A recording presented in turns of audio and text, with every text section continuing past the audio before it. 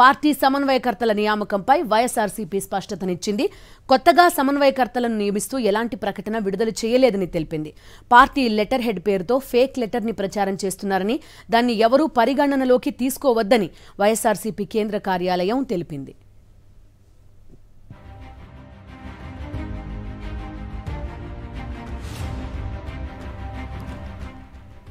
ఈ ఫేక్ ప్రకటనకి సంబంధించి ప్రస్తుతం క్లారిటీ ఇస్తున్న పరిస్థితి. పార్టీ లెటర్ హెడ్ తో ఒక ఫేక్ లెటర్ ని ప్రచారం చేస్తున్నారని చెప్తోంది వైఎస్ఆర్సీపీ.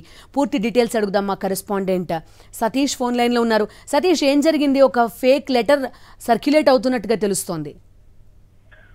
8 నియోజకవర్గాల అసెంబ్లీ నియోజకవర్గ సమన్వయకర్తలను కొత్తగా నియమించినట్టు ఒక fake letter YSR Congress party కేంద్ర కార్యాలయం లెటర్ హెడ్ పేరుతో జరుగుతున్నటువంటి ప్రచారాన్ని వైఎస్ఆర్ కాంగ్రెస్ పార్టీ ఖండించింది. దీనిపైన స్పష్టత ఇచ్చింది. అటువంటి ప్రకటన ఏది కూడా వైఎస్ఆర్ కాంగ్రెస్ పార్టీ విడుదల చేయలేదు. కొత్తగా ఎటువంటి నియోజకవర్గ సమన్వయకర్తలు మార్పులు చేర్పులు కానీ నియామకాలు కానీ చేపట్టలేదన్న అంశాన్ని స్పష్టత ఇచ్చింది. ఒక YSR Congress party letter head లో యాజ్ ఇట్ ఈజ్ గా వైఎస్ఆర్ కాంగ్రెస్ పార్టీది ఏ విధంగా అయితే లెటర్ హెడ్ ఉందో అటువంటి లెటర్ హెడ్ పైనే కాకినాడ రూరల్, పత్తిపాడు, జగ్గంపేట, పిఠాపురం, రామచంద్రపురం, మండపేట, పాయకరావుపేట, రాజమండ్రి సిటీ నియోజకవర్గాల సమన్వయకర్తలు కొత్తగా నియమించినట్టు పేర్కొంటూ ఆ ప్రకటన ఒక ఫేక్ ప్రకటన సిద్ధం చేసి దాన్ని సోషల్ మీడియాలోనూ వాట్సాప్ గ్రూపుల్లో కూడా దాన్ని సర్క్యులేట్ చేశారు.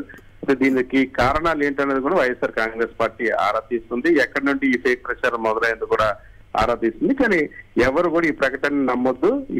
ఈ నియోజకవర్గాలకు సంబంధించి సమన్వయకర్తల మార్పులు చేర్పులు ఎటువంటి ప్రకటన కూడా అధికారికంగా ఇవ్వలేదన్న అంశాన్ని వైఎస్ఆర్ కాంగ్రెస్ పార్టీ వెల్లడించింది. కొద్ది రోజుల క్రిందట 11 నియోజకవర్గాలకు సమన్వయకర్తలు నియమించారు. అవి మినహా కొత్తగా ఎటువంటి సమన్వయకర్తల నియామకాలు కానీ మార్పులు చేర్పులు కానీ చేపట్టలేదన్న అంశాన్ని వైఎస్ఆర్ కాంగ్రెస్ పార్టీ స్పష్టత ఇచ్చింది. Okay Satish, thank you.